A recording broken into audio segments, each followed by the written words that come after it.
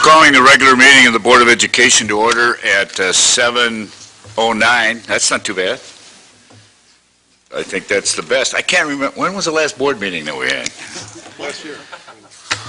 And it's still snowing. So, 7:09, and at this point I'd like to take a moment of silence followed by the Pledge of Allegiance.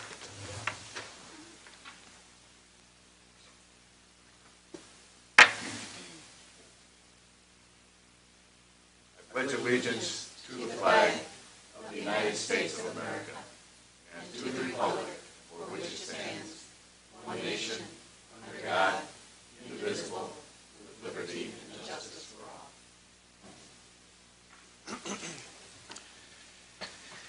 all. Thank you. Would the recorder call the roll?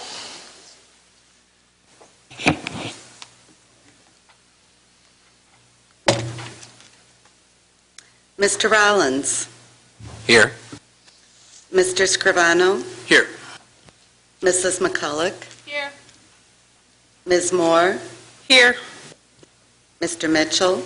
Here. With 5 present, 2 absent, we have a quorum. Thank you. We'd like to recognize and celebrate outstanding contributions of our students and staff. If Mr. Dotson would present. Earl?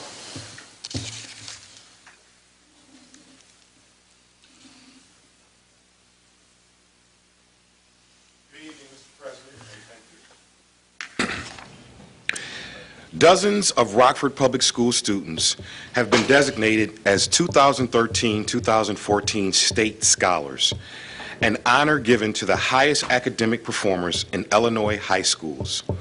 Selection for this prestigious award is based on class rank and/or performance on the ACT, SAT, or the Prairie State Achievement Exam. We have students here with us this evening who rank in the top 10% of all students in the state and were among those recognized as scholars by the Illinois Student Assistant Commission this year. This evening, we have students from East High School State Scholars, and I had initially told them that we were just going to stand up and applaud them, but since they're the only ones here, I think they ought to come up and shake everyone's hand. Bring them up. Right. So let's give them a round of applause.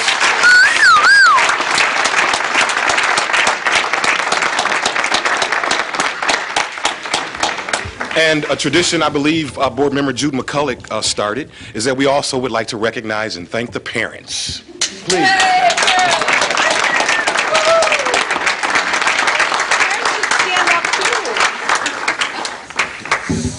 Let the parents stand up, Earl. Please, parents, stand up. What's an ERAB always an ERAB? Congratulations.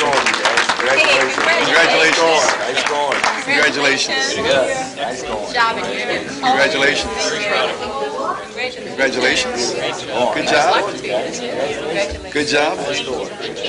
Good job. Good job. Good work. Good luck. Pretty good high honors there. That's the way to go.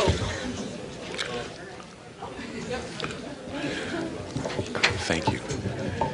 And I would also like to recognize, they also have a wonderful principal who is here with them this evening, Patrick Enright. Let's give him a round of applause. Yes.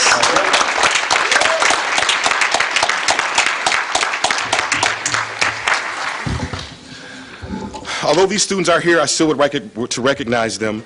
Several RPS 205 students have been recognized on the state level for their performance in athletics and the arts. The Guilford boys bowling team finished 10th at state, and the Jefferson girls bowling team finished 3rd at state. The Guilford cheer squad made its first appearance at state this year, while the district's Special Olympics basketball team qualified to compete at state this month. 3 Auburn students were recognized with Illinois All-State Choir honors, and sang with the All-State Choir. So I just also like to recognize them even though they're not here.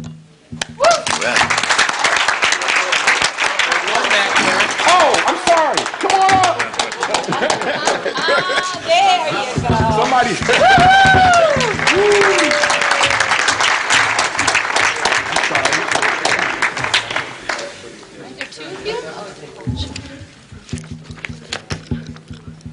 One brave soldier. Nice going. Good luck next year, huh? Thank you.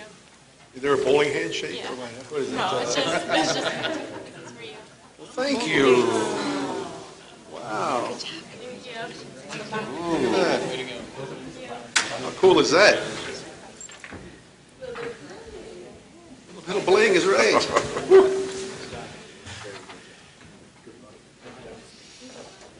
Thank you, Mr. President. That is all. You're welcome. We will now move to the petitions and communications portion of our meeting. When we invite the public to make comments, the First Amendment of the United States Constitution guarantees the right of citizens to petition their government as well as provides for freedom of speech. The Illinois School Code also requires that there be a time at regular meetings for public comment. Thus, we're following those mandates during this petitions and communications portion of the meeting. According to Board Policy 2.230, the Board will not respond to comments. If it's appropriate, you'll be contacted in a timely manner by staff in response to questions. In order to allow sufficient time for the business of the Board, please allow 2 minutes per speaker. Tonight we have 2 speakers. The first, we're very honored to have a past Board member, Mrs. Alice Sadargas here. Alice?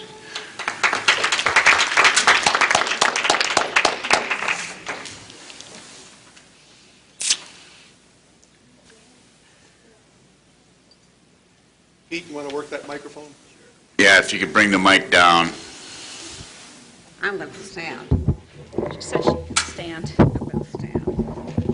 What she's gonna say.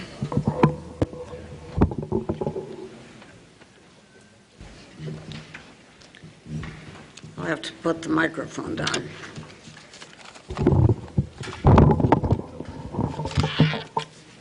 Well, I'm here because, as you know, you've denied me 2 or 3 times.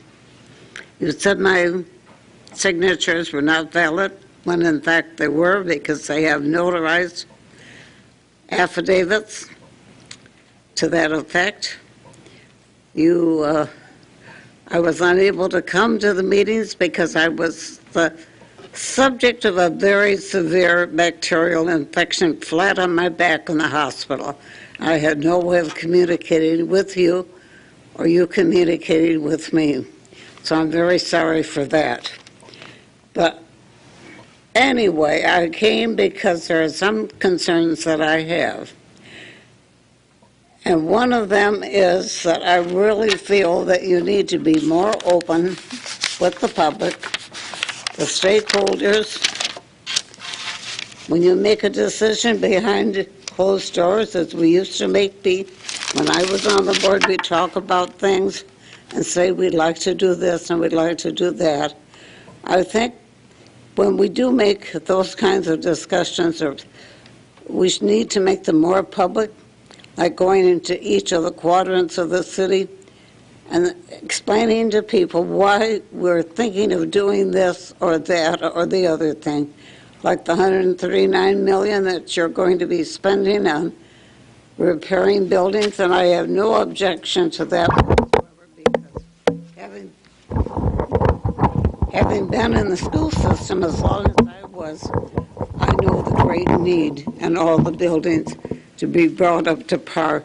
So I have no objections to that. But I will tell you I do object to the $3.5 million that you're going to, or $5.3 million that you're going to be spending to a local, or I don't know if it's a local construction firm, to oversee all the work that's going to be done. We used to have an architect on the staff that oversaw whatever renovations, whatever building was being done, and he did a very fine job at much less than $5.3 million. And I think you certainly should have taken a look at something like that. That would have been better for the taxpayers. I certainly, living on a pension, I don't have that much money in my pocket to pay for that particular thing. So why not have take a look and see how much it would cost to hire an architect or two to oversee the renovations. I'm also concerned because I did do an FOI because I wanted to see what was going to be happening to Auburn High School. And I know I'm going to lose a lot of friends probably because I'm going to discuss it. $22 million on building onto that building. and it has been built on a number of times.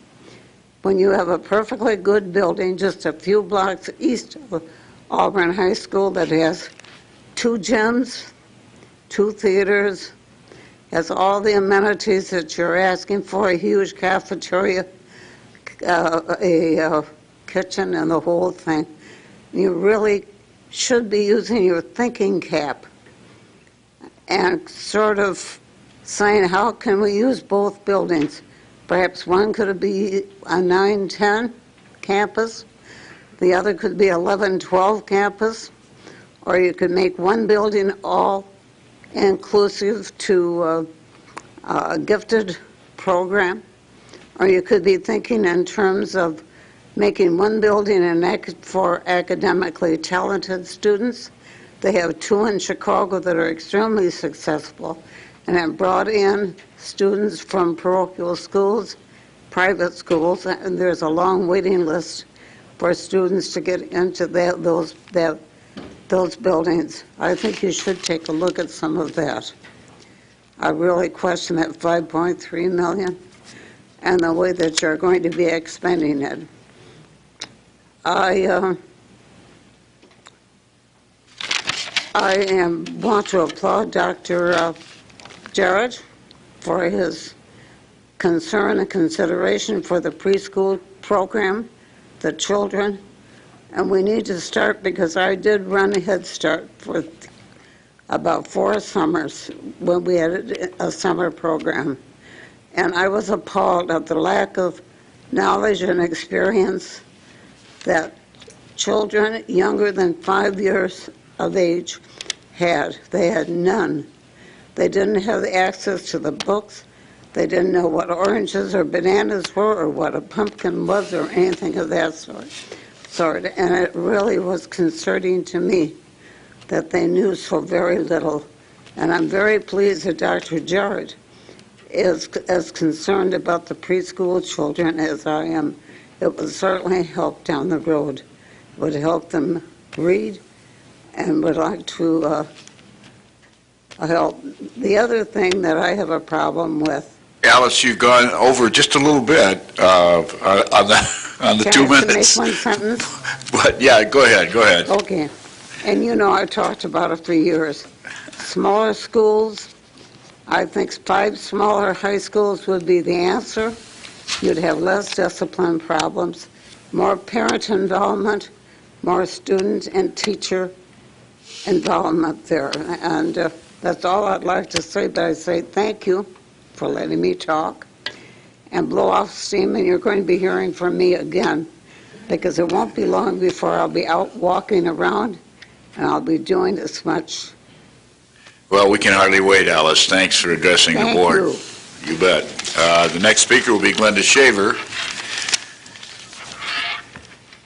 Oops. I'll take me down. Okay. Good.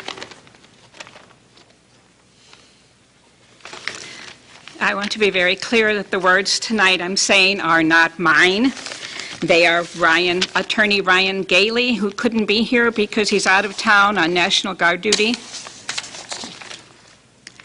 Members of the school board, their electoral board, and the community, I am speaking with regards to the recent events that led teacher, principal, and school board member Alice Sadargas to be removed from the ballot in our upcoming elections. I didn't know Alice at that time, but felt bad once I heard what had happened to her, and have since volunteered to help represent her at any rehearing by the board now that she is feeling well enough to attend. The process that led to her ejection from the ballot, while obeying the minimum legal requirements, does not reflect this community's warm regard and respect for longtime educators and civil servants.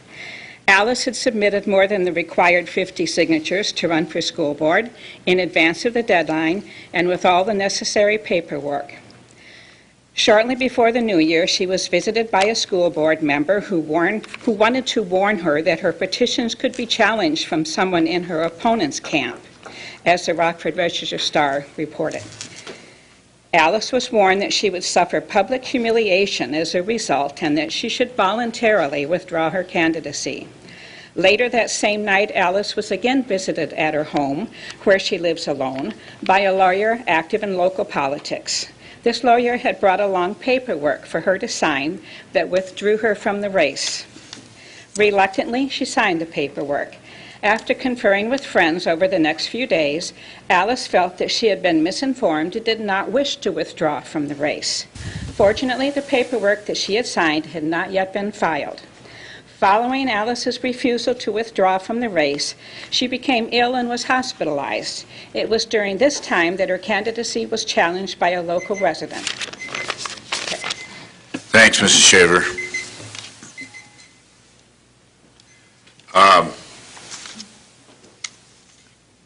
Now is the time when school board members can make comments, and I'd just like to say that a couple of weeks ago, some of us were able to attend both the REBA, Rockford Elementary Basketball Association, semifinal basketball games at East High, as well as going the same day to the first annual Champions Ball that Saturday night, where I had the pleasure of sitting with Alice Sadargis. And we honored Alice's husband, Alex, that night, as well as some wonderful teams in the past sports history of Rockford. Both events, the REBA Basketball Championships of elementary 4th and 5th graders, and that evening's activities out at the Radisson, they each in their own way showed to remind Rockford of what it's like to raise, to nurture, to coach, and these kids to obtain the skills and mindset to become champions. Whether it be just starting at the elementary level or recognizing past champions of the district-wide sports banquet, it was a wonderful weekend and a wonderful evening, and I know we'll have many more to come. And we need to thank Matt Parker for helping to put that together along with the Rockford Sports Coalition. It was a great evening. Wouldn't you say, Alice? Wow. It was wonderful. Dynamite. And We had a chance to see all the players. Yeah. I hadn't seen. yeah, absolutely. It was great. And so was the 5th graders playing elementary basketball. These same 5th graders that will move up to middle school next year and play middle school basketball and then on to high school. So it's all good, and it was a great weekend. I'm sorry we're bringing this news 2 weeks late, but because of the snow, we had to miss a couple of meetings. Any other board members? Board member comments? Mrs. Powers? I wanted to say thank you and congratulations to Jefferson student body. I happened to be up at Jefferson when Principal Don Rundle received a call from the DeKalb principal recognizing what great fans he had and how well behaved they were and what a great example they set for Rockford. So they must have made a great impression for a principal to pick up the phone the next day and call a fellow principal and say, not only on the court but off the court, Jefferson really looked great. So I just wanted to say thank you to Jefferson fans for making a positive mark outside this community with your behavior at the game. So way to go. Thanks. Thank you, Mrs. Powers. Mrs. McCulloch. You know, I would like to publicly thank Alice for, I know you mentioned preschool, and I remember that night that we we worked so hard to save preschool in this district a few years ago when it was going to be taken out.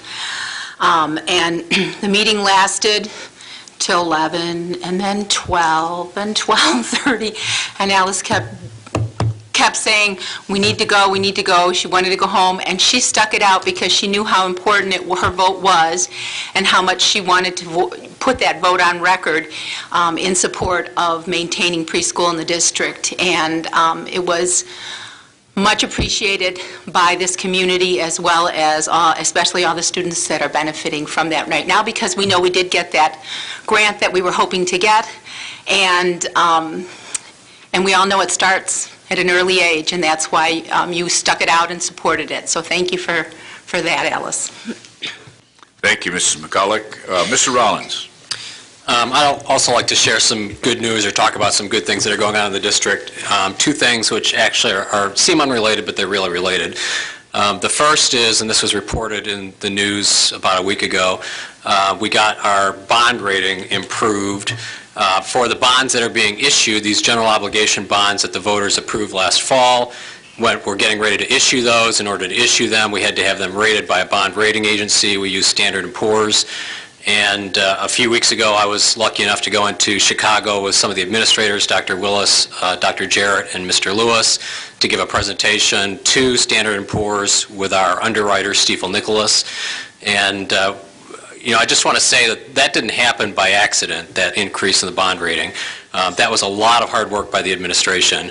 I would also say that we reached out to some of our community partners, the Economic Development Council and the Area Association of Realtors in particular, asking for them to share good economic data with us, and they really jumped on it and gave us some helpful data.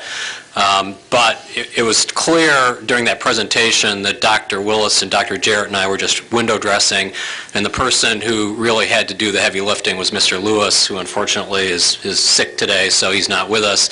Just too bad, because I just wanted to thank him and let everybody know that he's the one who had to answer all the hard questions. He really did the lion's share of the work. He and his department put together the data that Standard & Poor's used. And in fact, Ann Noble from Stifel Nicholas followed up with an email the next day confirming that in her view it was really Mr. Lewis's work that was going to raise us to the next level if in fact we got that, and we did. The second thing that I want to mention is something that I hope doesn't get buried, and that's the fact that we are not doing any teacher RIFs again this year for the second year in a row. And there's a lot of people that listen on Channel 20 who don't really know what that means, and I want to take a moment to explain it. By state law, we're required to let teachers know by a certain date in the spring whether or not we're going to release them, or we're obligated to keep them on for the next year. And so certainly in districts that have financial problems, oftentimes if they don't know exactly what their staffing levels are going to be for the next year, they'll have a practice of simply sending out RIF notices to teachers, waiting to see what their actual staffing requirements are for the next year, and then bringing teachers back in the fall when they need to, or in the late summer. The problem with doing that is two things. First, it really hurts your recruiting. It's kind of hard to go out and recruit new teachers when you're on record as having RIFed a bunch of teachers. And secondly, when you do that, the good teachers, they go off and they find other jobs. So when you ask to bring them back at the end of the summer, they're no longer available. So for the second year in a row, we have not issued RIF notices to teachers. And the reason these two are connected, the way these two are connected, is they both have to do with our financial condition. And I want to say again, that is not by accident. This board has done a lot of heavy lifting itself, a lot of hard work. We got through some difficult contract negotiations earlier this year. We've made other decisions that are often difficult, but there's a payoff for those decisions, and these are some of those payoffs. The bond rating, the increased bond rating, is going to save us about $3.4 million. That's $3.4 million that can be invested in the facilities instead of being paid in interest to bondholders. The decision not to RIF teachers, that's going to help us with recruiting and retention of our best teachers. All of that starts with a foundation, and the foundation is financial stability, and I just want to congratulate the administration and my fellow board members for getting us to that point. Thanks. Thank you, Mr. Rollins. Any further comments by board members? Oh, I might as well. Mrs. Jackson. Let's see. On the 23rd, it was really a packed day. I started off by going to the Truth Talk debates out of Jefferson, and it was Jefferson versus East. They were debating, can the U.S. compete with China in this new global economy? Auburn versus Guilford, should companies be allowed to fire employees based on conduct outside of the workplace that is not directly related to the workplace? And Roosevelt versus Harlem, does the re-election of President Obama indicate that racism is declining? Very good debate. The winners were East, Guilford, and Harlem. So congratulations to all of the teams for competing in there. And then 2 o'clock, I went out to, was it Rock Valley? We had the Auburn versus East game. Auburn won. I see Mrs. Salas clapping. But it was a very, very good game. It was a packed crowd. We were really there supporting our students. So it just was a really great day. So. Thank you, Mrs. Jackson. Yes, it was a busy day, and you can't do them all, so I'm glad we got different board members going to different events and making the reports. That was great. So East High went 1-1 that day. They won the debate but lost the basketball game. Gotcha. Well, we're now at the consent portion of the agenda. The consent items for approval this evening are minutes from February 12th, payroll, we'd love to approve the payroll, accounts payable checks, purchase orders, contracts under $10,000, air travel, the teacher-created materials training, which is a recurring contract. Other consent items include financial results year-to-date through January, the interest transfer from working cash through January, monthly investment report, January, and the Freedom of Information Act log. I need a motion and a second to approve these consent items. Motion to approve consent items. Second. Mr. Scrivano moves, and Mrs. Moore seconds to approve the consent items. Are there any items that board members wish to have pulled for separate consideration? Mrs. Jackson. The Freedom of Information Act. Pulled Freedom of Information Act. Mrs. McCulloch, any items? Yeah, the airline ticket approval, Airline travel please. would be pulled. So if the recorder then would call the roll on approval of consent items not pulled, a yes vote is to approve those consent items not pulled. Ms. Jackson? Mr. Rollins? Yes. Mr. Scrivano? Yes. Mrs. McCulloch? Yes. Ms. Moore? Yes. Mr. Mitchell? Yes. Mrs. Powers? Yes. The motion passes unanimously. Thank you. So we've pulled the FOIA for separate consideration. I would need a motion to approve that. So moved. Moved by Mr. Rollins. Second. Seconded by Mrs. McCulloch. Is there discussion or no? Yeah, we can discuss that. Then, Mrs. Jackson? I don't need to discuss it. I just want to be copied on the date 2/6/13, 2/8/13, 2/11/13. I'd like to be copied on that information that was sent out, please.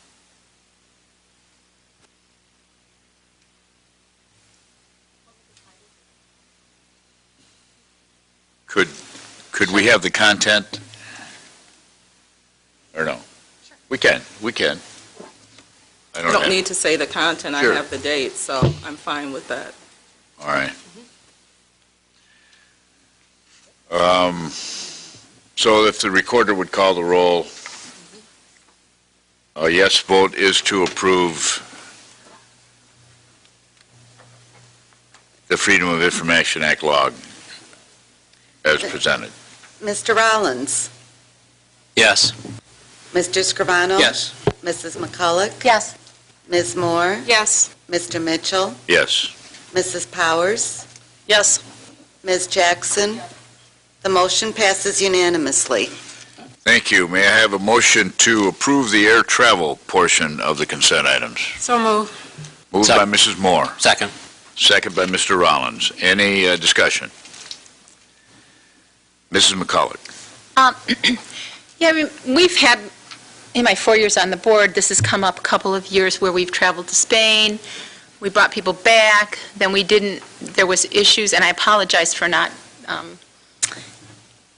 asking this question ahead of time, but I did forget to send that email, and I apologize. But I think it's good for everybody to hear, because we've gone back and forth on this whole bringing teachers over from Spain.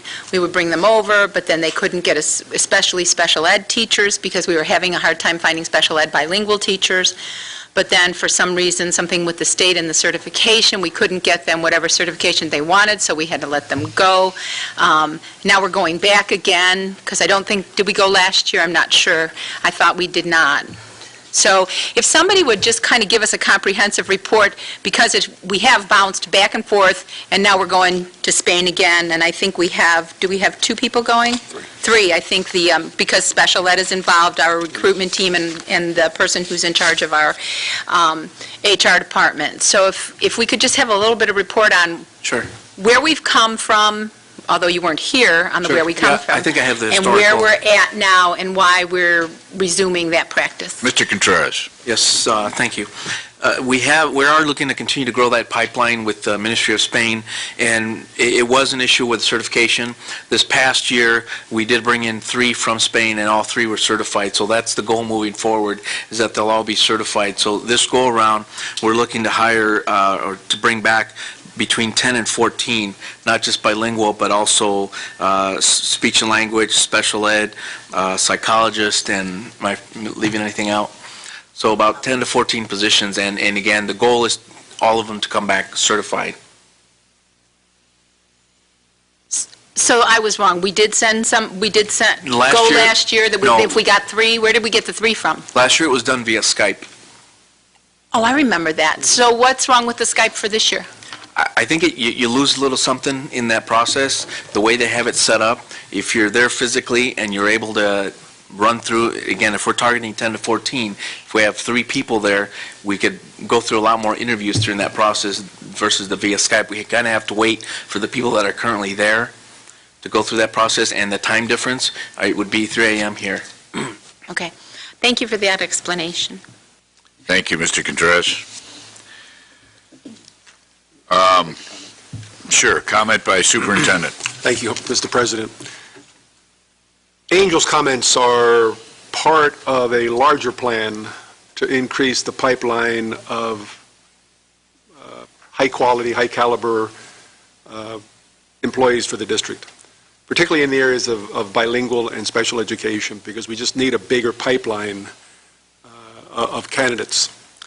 We're going to be presenting to the board shortly a recruitment plan that Dr. Jarrett and a team of people have been working on to help make sure that this pipeline is adequate to meet both the current needs as well as the future needs.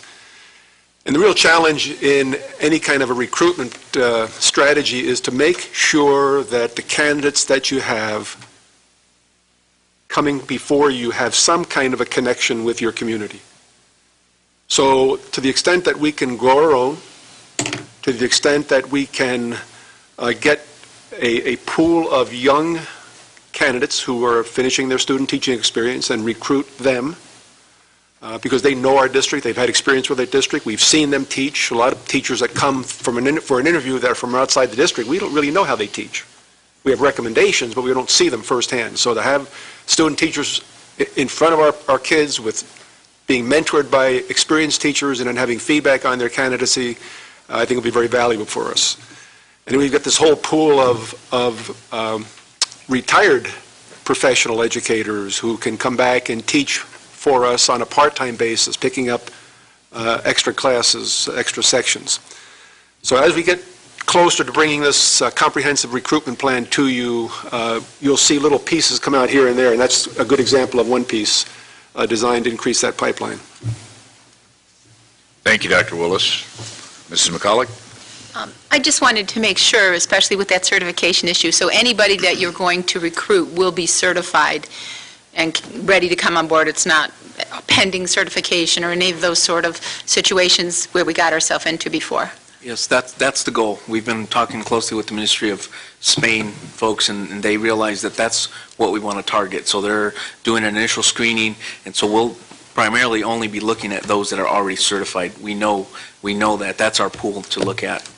And this is an effort with Spain. I mean, there's some financial support for these people, Yeah. for the students coming over. Our only investment is really going over to do the interviews, right? Well, What other investment do we have? We pay their salary. That's our investment. The Ministry of Spain covers the rest, visas and everything else, and helps them get settled in here locally.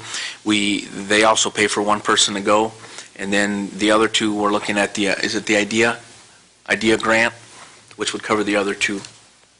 Thank you.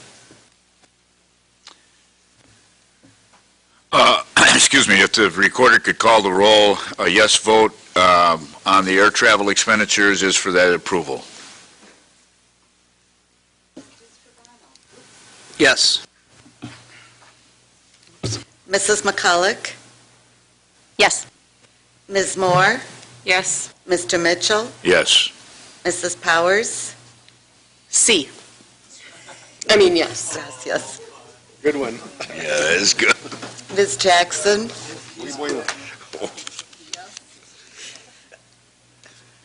Mr. Rollins? Yes.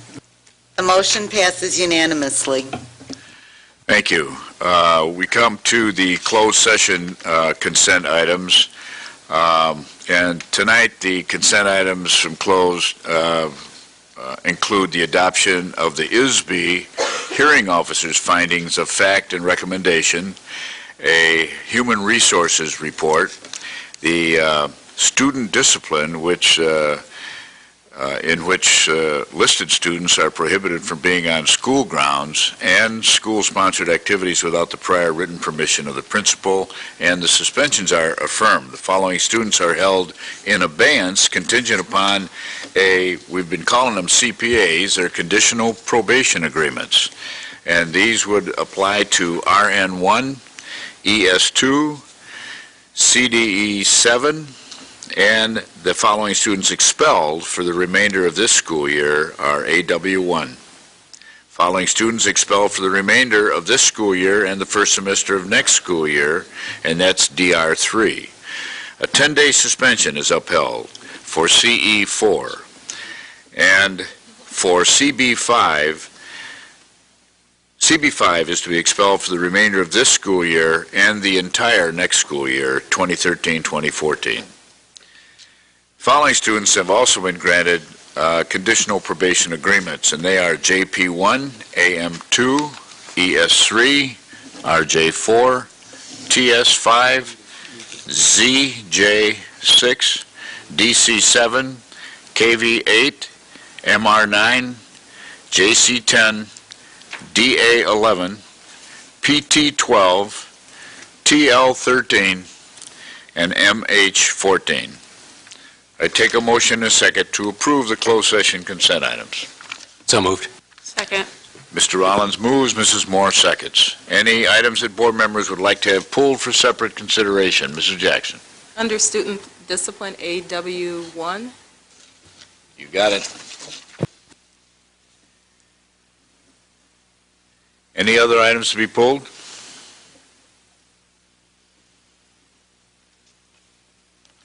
Would the recorder call the roll on those items not pulled? Mrs. McCulloch? Yes. Ms. Moore? Yes. Mr. Mitchell? Yes. Ms. Jackson? Mr. Rollins? Yes. Mr. Scrivano? Yes. With 6 yeses and 1 absent, the motion passes. Thank you. I would now take a motion and a second to approve the consent item AW1. So moved. Moved by Mr. Rollins, seconded by Mr. Scrivano. Please call the roll. A yes vote is to approve the consent item AW1. Ms. Moore? Yes. Mr. Mitchell? Yes. Ms. Jackson? Mr. Rollins? Yes. Mr. Scrivano? Yes. Mrs. McCulloch? Yes. With 5 yeses, 1 abstain, and 1 absent, the motion passes. Thank you. So we come now to the interim superintendent's report. Dr. Willis. Thank you, Mr. President. Board Member Rollins earlier talked a little bit about our bond rating upgrade. What he didn't mention was one word that came with that new rating. The new rating moved from A+ to AA-, stable. That word stable means that Standard & Poor's recognized that this district is stable financially. When we left that meeting, the people who conducted the interview of us, the gentleman made the comment, and when I asked him about what are the chances of us getting this increase, he said, well, he said, you've got a good story, but he says, you do live and work in Illinois. And that's the downside. But we did come through with with that AA minus with a stable comment, which I think is something, as Tim mentioned, we're all proud of, and particularly proud of the work that Cedric and his team have done in terms of stabilizing that finance piece during some rather turbulent times at the state level. Another piece of news was a couple of days ago, in a partnership with Comcast, a number of elected officials and some other dignitaries were present at Fairview Early Childhood Center to distribute some reading materials to the preschool children. And we had Representative Jefferson, Representative Cabello, Senator Stottleman, a county board member, and a number of other people who were there to help little ones get reading materials in their hands. And that was a great partnership. The materials are both English and Spanish. So thank you to Comcast and to Joan Sage for the great work that they've done in terms of partnering with us, supporting learning throughout our system. The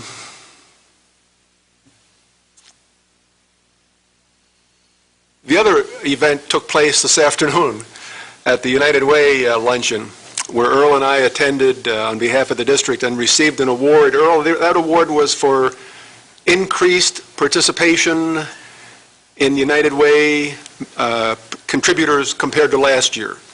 And Dawn Granith came with me to the podium to receive an award from the United Way recognizing the good work that our staff has done in terms of contributing to that worthy organization in our community. So thank you, Dawn, and your members for that effort. Thank you, Dr. Willis. Before we go to committee reports, I'd like to point out that, and kind of welcome a new member of our staff as of this evening, and that would be Kathy Baer, who has joined us as a communications specialist in the communications department. Kathy, stand up a second.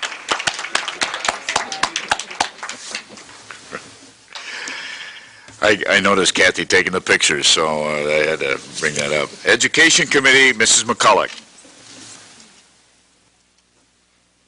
Education Committee has not met since our last meeting. We have our meeting scheduled, we had to cancel because of Casimir Pulaski Day, but we will be meeting next Monday, which is the 18th at 5:30 in this room, and you can look online for the agenda, which will be posted by Friday. Thank you. The next meeting of the Education Committee is what again? Monday. Thank you. Mr. Rollins, Operations Committee report. The Operations Committee has not met for the same reasons the board did not meet. We were scheduled to meet in a blizzard. So we have been trying to schedule a make-up meeting. It doesn't look like it's going to happen. March is a busy month for everyone. We're having trouble getting a quorum. So at this point, I would guess that our next meeting will be the next regularly scheduled meeting on April 2nd here in this room at 5:30 p.m. Thank you. We are now at the action items portion of the meeting, and the first action item tonight is the resolution approving the deed of conveyance for well site and for easement of a sanitary sewer line, temporary construction easement, and acquisition of playground encroachment area. If Mr. Schmidt do we need to have anything presented by him? Okay, then I would entertain a motion. So moved. Moved. Second. By Mr. Rollins, seconded by Mr. Scrivano to approve the resolution as read a second ago. I'm going to read it one more time because as the recorder calls a roll, a yes vote is to approve the deed of conveyance for the well site, an easement for a sanitary sewer line, a temporary construction easement, and acquisition of a playground encroachment area, and I believe this is up by Welch School. Is that we're talking about? Okay. A yes vote is to approve. Please call the roll.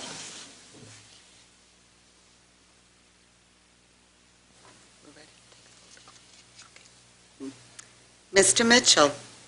Yes. Mrs. Powers? Old school. Yes. Ms. Jackson? Mr. Rollins? Yes. Mr. Scrivano? Yes. Mrs. McCulloch? Yes. Ms. Moore? Yes. The motion passes unanimously. Thank you. Dr. Willis was just kind enough to point out that schools get old pipes after a few years, just like old people get old pipes. And that's where I went to school, in Welch School, elementary level. That's where I learned to read. On to other new business. The administration has asked the board to suspend the rules this evening to consider an item that I'm going to read. It's a resolution providing for the issue, and this is mandated by law. We do need to pass the resolution providing for the issue of approximately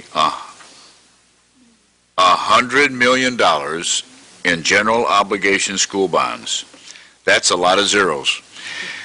Series 2013 from Rockford School District 205, Winnebago and Boone County in Illinois, for the purpose of building and equipping additions to and altering, repairing, and equipping school buildings, acquiring one or more sites and improving sites, and providing for the levy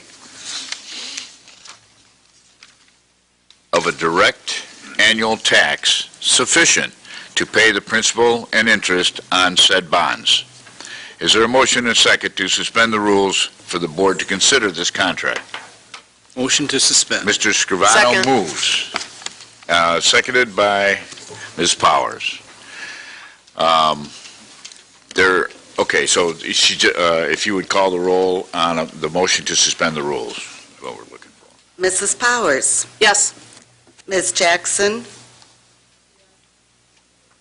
Mr. Rollins? Yes. Mr. Scrivano? Yes. Mrs. McCulloch? Yes. Ms. Moore?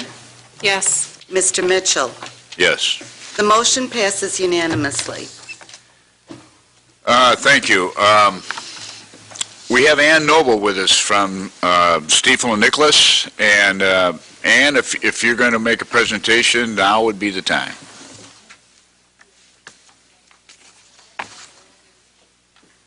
Figure out how to turn it on. It's on? Okay, there we go. All righty. You all should have two different handouts in front of you. The first one is the actual rating report from Standard & Poor's that both Mr. Rollins and Dr. Willis have highlighted for you this evening. I cannot emphasize enough how much I agree with both of their comments.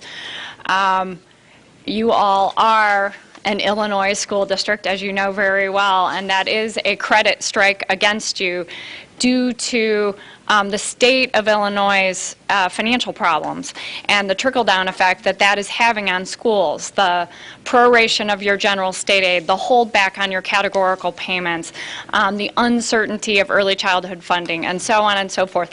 All sorts of things that you all need to operate are reliant upon the state of Illinois. So that ties your credit to the state. Your credit quality is somewhat attached to them. So the fact that your administration and Mr. Rollins representing the board could go in and represent the credit strengths that they were able to describe to Standard & Poor's to show the good things that are happening in Rockford overall, but most importantly, the financial stability and strong management and leadership that you have going on in the school district, and achieve a credit rating upgrade in the current Illinois environment just cannot be underemphasized. There are very few school districts being upgraded in Illinois these days. Most districts are facing downgrades. So please take pride in that and take a moment to read S&P's comments. It's just a few pages. It gives you sort of that outsider view of what the strengths are of the school district, and all the work that you all do all the time is tremendously important to the credit considerations that S&P uses when they evaluate the school district. So all of your work is not in vain. And the reason we spent so much time working on that credit rating is because it does matter for the bond sale. Your bond sale is based on the school district's credit. The higher the credit rating, the lower the interest rate. The upgrade in your credit rating, as Mr. Rollins indicated, saved you approximately $3.4 million in interest expense. That's money you can use for projects now. okay? So the second document I gave you is, includes just a few summary pages of the proposed bond sale. What we're doing tonight is bringing you a proposed bond sale for your approval. And with your approval, approximately $100 million of the voter-approved bonds will be sold, but not until you approve it tonight. What we did was take orders for bonds today from investors all across the United States. We had great participation from a whole list of big names that you all will recognize, like Northern Trust, BlackRock, JP Morgan, Goldman, Nuveen, Wells Capital Management, Alpine here in Rockford bought, BMO Trust here in Rockford bought. We had great participation all up and down the investor spectrum. With your approval, all of their orders will get filled tomorrow, but their orders are all contingent upon board action tonight. So the handout that you have in front of you just gives you a few key bullet points. What we did was market approximately $100 million of the 139 that the voters approved in November. So these do not count the health, life, safety bonds or the alternate revenue bonds that you still have to do in the future. The final interest rate on the bonds came in at approximately 3.88%. That's 0.3% lower than what we estimated in July. About half of that is due to your rating upgrade. Okay, so a big impact there. The rest is market timing, so you saved quite a bit there. Total principal and interest payments on the bonds is about $159 million over the 20-year life of the bonds.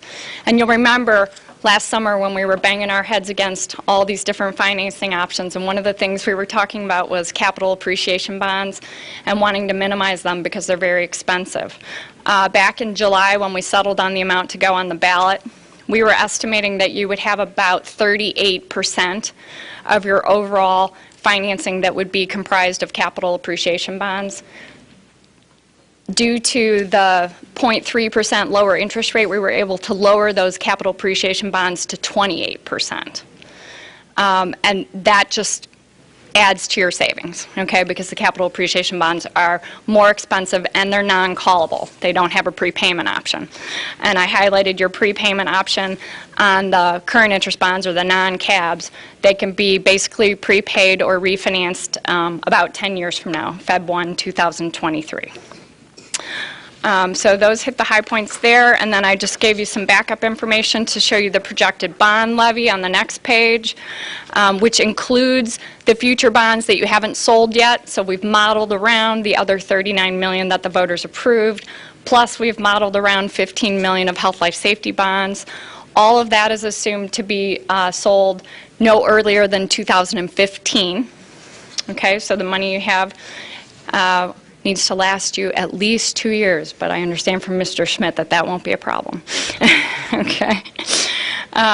So we've given you the projected levy report here. We've used the EAV growth assumptions that are highlighted for you there on the left-hand column. So we've revised those numbers down from what you were using in July when we projected all of this, and we're still able to hit our targets. The actual interest rates on the bonds are highlighted for you on the next page. Lots of nitty-gritty, tiny numbers on this page, but I wanted you to see, each bond has its own interest rate because each bond matures in a different year. So the longer the bond, the higher the interest rate, and the capital appreciation bonds have a higher interest rate than the current interest bonds. So this gives you all the details of the bonds by year. And then the last handout I gave you is just a graph of what interest rates have done from a historical standpoint over the last year and then over the last 10 years, just to give you a sense of how well you are doing from a market timing standpoint. We have hit a little blip up in the market over the last week or two due to what's going on in the stock market. What's good for the economy and good for the stock market's bad for the bond market. So we never know what to cheer for. So you'll see a tiny little blip up in the rates there, but I think you guys have rallied on that and really come out with an excellent sale today. Great market support. Your credit rating mattered a lot. So I can't emphasize the value of that. I will answer any questions you would like. We have a very detailed bond sales resolution before you that was prepared by Bond Counsel Chapman and Cutler. It is standard documentation. The reason you're suspending the rules tonight is that the blanks on that resolution could not be filled in until we took bond orders today. And the bond orders won't hold for more than a day. Those investors have basically committed capital to buy your bonds, and they don't want to leave that commitment hanging out there without knowing that you're going to approve it or not. So in order to follow your regular procedures with the 2-week gap between approval, we'd basically be asking investors to hang out there for 2 weeks. The only way they would do that would be to pad their interest rates significantly, which clearly you wouldn't want them to do. So tonight you're getting the resolution with the numbers filled in. I realize very much last minute, but that's because we literally just sold the bonds 5 hours ago. So we try to squeeze the timing as much as we can because that's how we get you the best bid. Okay?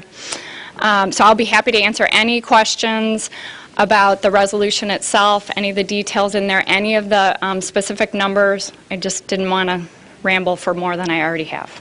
Sure. Any questions, Mrs. McCulloch? I was just going to ask you at the end of that day, you said we had a really good offering the first day. Of our $100 million that we have available, how many did we take orders for? We had orders for more than $100 million, and that allowed us to adjust some of the interest rates down. When you sell bonds, it's pure supply and demand. So if we have more demand than we have supply, then we can push the interest rates down until some of the supply or until some of the demand drops. So that's what we were able to come back and do. So wow, awesome! Thank you. Yeah. Yes, Mr. Rollins. No questions, just a couple of comments, because I never know who's listening for the first time. The voters approved $139 million in bonds. We've decided to issue $100 million now. We're subject to some tax rules that require that anything we issue be spent largely within 3 years of issuance, date of issuance. And so we've sort of fit this to the construction schedule that we anticipate to ensure that we can meet those requirements.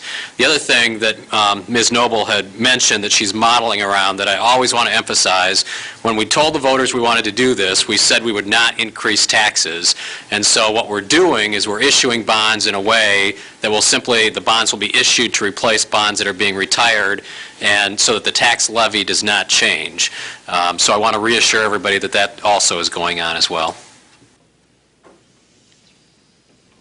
Any other questions for Ms. Noble?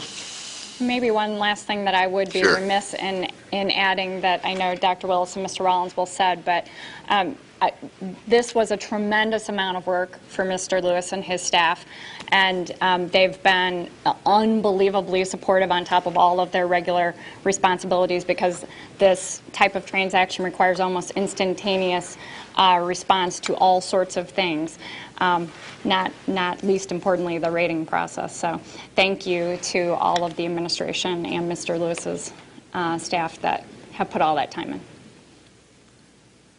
Well, thank you, and thanks to Mr. Keffer and all the help in our finance department in working with you guys, and it certainly was an awesome, quick sale. but you know, it all feeds together with the high credit rating and the shift recently against all the odds of being a school district in the state of Illinois. It's wonderful, wonderful. Thanks again. Yes, Bob. Once again, as Tim mentioned, for those people who may be watching this program for the first time or just have been starting to watch recently, this is part of a larger strategy that the school board has had over the last year, where not only are we selling bonds to improve every building in our district with no increase in the amount of debt collected in our levy, but we're also giving back to taxpayers 58 cents per $100 of assessed valuation, as well as foregoing the 3% CPI increase that we were entitled to. When it was mentioned about no RIFs in the district this year, and last year. That's because of the right sizing of our district that took place a couple of years ago.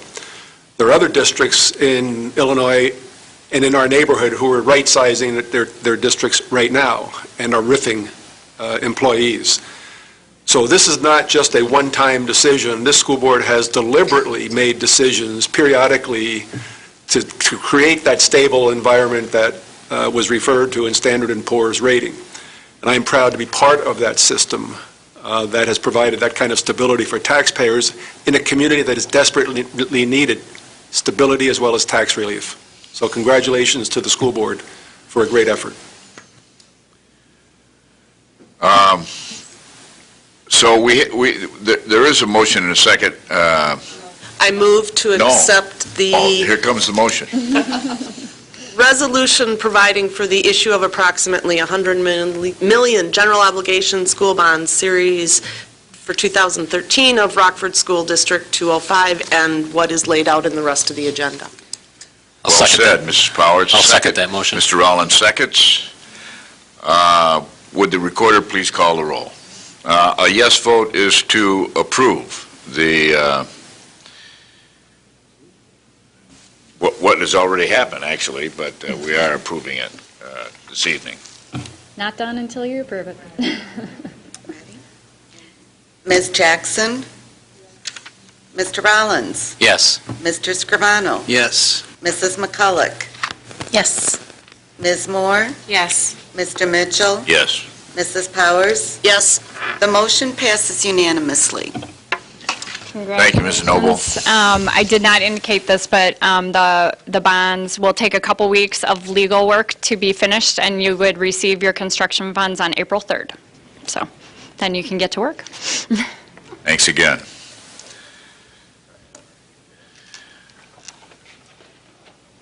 Attorney Hoadley will present our next item, which is information regarding a TIF district in the city of Loves Park. Attorney Hoadley. This item was placed in your packet for informational purposes. The TIF districts at issue had already been established, and this was really just the annual meeting for a review of the existing TIFs. There are actually two TIF districts, the Loves Park Corporate Center TIF District and the Spring Creek Lakes TIF District. In the Spring Creek Lakes TIF District, there was no activity, and so there's nothing really to report on, but we did raise some concerns at the meeting, the annual meeting, because there was some missing information in the Loves Park Corporate Center TIF District. In particular, the annual report did not include the number of jobs created and the value of those jobs, and that's an important way of assessing the actual effectiveness of the TIF district. And so that concern was raised at the annual meeting, and hopefully we will get some information in that they will adjust their annual report. We don't know yet if that will occur, but that was one concern. The other concern was that there was missing information as to the value of the newly constructed building in that particular TIF area, which is the Danfoss, I believe it's Danfoss building. And the purpose of that is so that you can also see, since it's taken off your roll, to know exactly how much has been taken off your taxing roll. And without that, then 15 years later, when it comes back on the tax roll, it likely will depreciate, so you can see what impact it has had overall on the district. So we did raise concerns at the meeting in the attempt to provide additional oversight over the TIF districts and to let the other taxing bodies know that we are providing that oversight. Any questions? Mrs. McCulloch. So at the bottom where it says the administration recommends the Board of Education approve that action be taken, we don't actually have any action to take, correct? No, there is no action to Simply just take. informational. Yeah, it's just informational. Thank you, Attorney Hoadley. I will present the next item, which is our superintendent selects employment contract. The contract sets the superintendent's salary at $210,000, which is the same salary that was paid to our superintendent 4 years ago. Are there questions about other terms of the contract? And if there are, Attorney Hoadley can answer these. Seeing none, the contract will lay over for 2 weeks and be presented for vote at the March 26th meeting. Harmon? Mr. President? Sorry? With the edits that we made to the last page, Yes. providing a date and some Yes, that's verbiage. correct.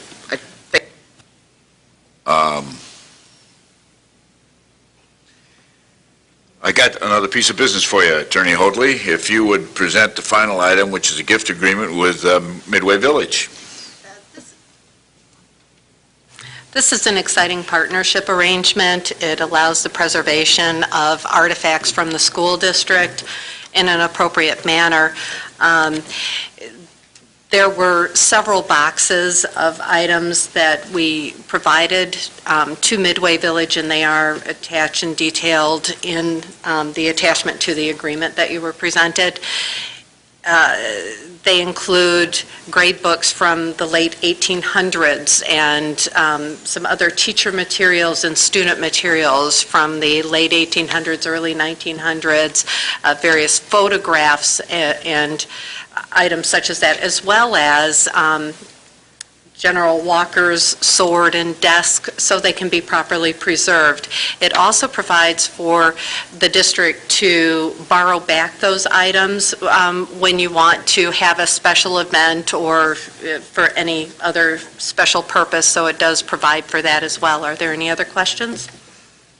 Questions by board members?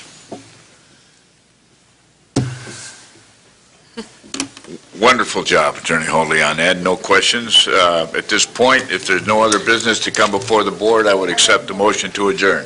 Mrs. Jackson? No? Mrs. Powers? I do. I would ask, Mr. Rollins, are you going to do a email or a rough draft of the Ops Committee agenda then, so we've got some advance notice? I had requested a security update to happen within the first quarter, and given that we're not meeting till April, I'd like to make sure that if it's not on that agenda, it's on the following one. So can you just kind of speak to how you're going to pull the agenda together for the April 2nd? Sure. What normally happens is that the administration sends me a draft agenda not very long before it needs to be finalized, and then I start reminding them of things that has to be put on. So if you would not mind sending me an email reminding me that you had asked about that. And I'll just CC and some ops people yeah, Mr. Schmidt, well. that would be great. And then I'm wondering if in Mr. Lewis's absence, if Mr. Keffer or somebody could speak to, we were having some payroll issues, and the number one rule of being an employer is not to mess with people's pay. Do we have any update on how we are doing in paying our people accurately and on time? We've switched to a new SunGuard system July 1st, 2012, and it had a lot of issues with it. Things are really starting to settle down now. We had very few calls after last pay. We have another pay this Friday. Things are going smoothly right now, so I think most of our problems are behind us. Can you speak to why we had to reissue W-2s? From a lot of the teachers, there's a retirement box that should have an X in it, and the W-2s did not include that X in the retirement box, so that's why we had to send those back out.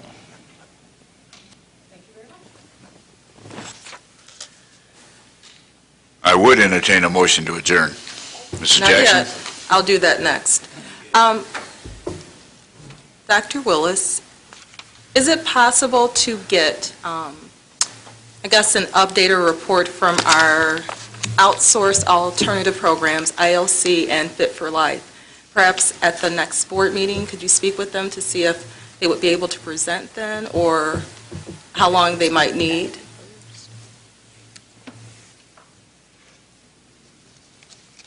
Dr. Willis? Education Committee has made a request for that, but they've asked for, they've asked to wait till the end of the semester so that they can give a complete report instead of partway through the year. I asked at the end of the last semester. Right. So So you want to wait until the end of the school through the year? first semester? Yes, that's what I requested previously, through the end of to see where we are with that. Would you like to bring, we're working on the agenda for Monday anyways. Mr. Vosberg, would you like to bring just the first semester report to Ed Committee on Monday? Sure. So that is this Monday at 5:30, and we'll put that on the agenda. And that'll be available then to all the board members.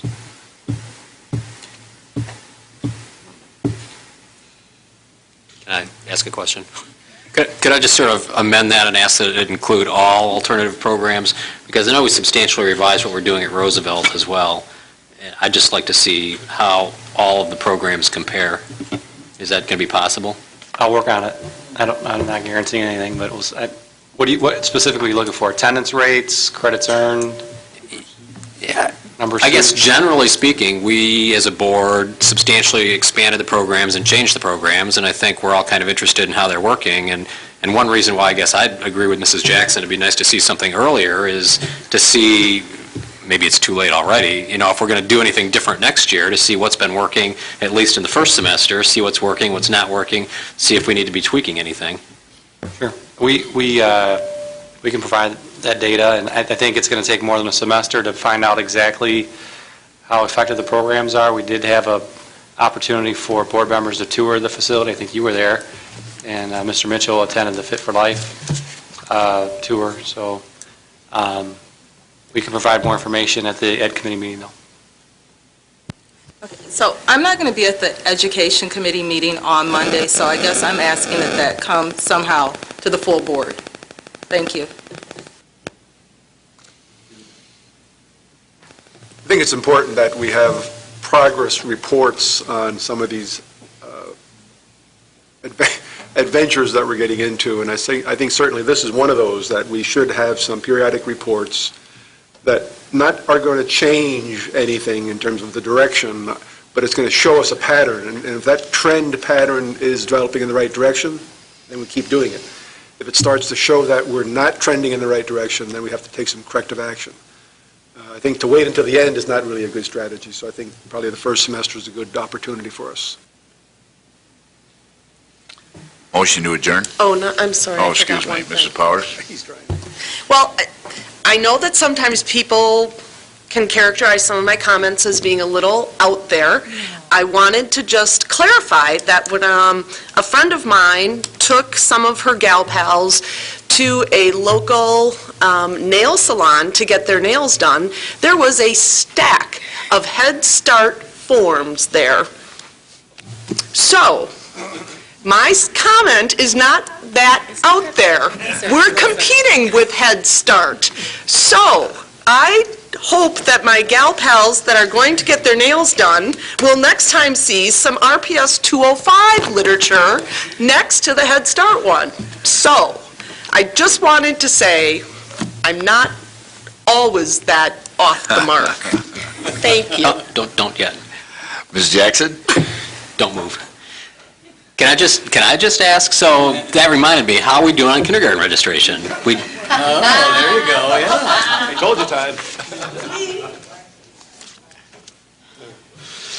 Currently, we're about 1,400 right now, pre-registered and registered for next year's kindergarten. What we're doing is we've identified about 350 students that are in our early childhood program that are eligible for kindergarten next year that have not registered for kindergarten. So what we did is we printed out pre-printed forms to send them home with those students to say, okay, here's how you sign up for kindergarten next year. Are you going to be in kindergarten? Are you going to move out of town, go private, or what have you? So. How does that compare with where we were at this time last year? About 100 less. We were just about 1,500 this time last year. But we have about 1,896 that we've identified in the system that potentially can be kindergartners for next year. From the 386 kindergartners that are registered for next year are not in our system now. And then we have about 1,500 total that are in early childhood right now that potentially can be in kindergartners for next year. So we've identified all them. If we got all 1,900 in, we still are about 200 under what we ended up in the first part of August last year for school. So we're still working on it, and we're sending them out there. And keep going. Motion to adjourn? Mrs. Jackson moves to adjourn, seconded by Mrs. Powers. All those in favor say aye. Aye. Meeting's adjourned. 8:24.